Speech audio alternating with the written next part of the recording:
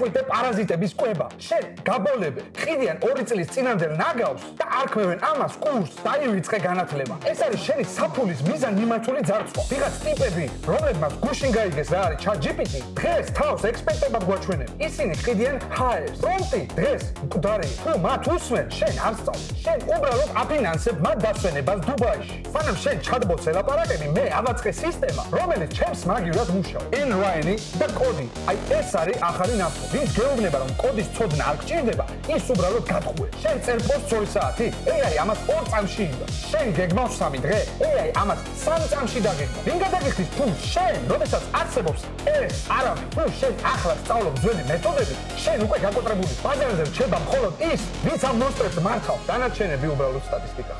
ეს ინსტრუმენტი საჯარო არ არის. მე არ ვეძებ მოსწავლეებს. მე უბრალოდ ვაღებ კარებს მათთვის, ვინც უკვე მზად არის. დაივიწყეს სწავლა. ეს ტრანსფორმაცია. გინდა მიიღო ის, რაც სხვებს არა აქვს? დაწერე სისტემა კომენტარებში. ყველას არ ვუპასუხე. კარები მხოლოდ ერთეულებისთვის გაიგეთ.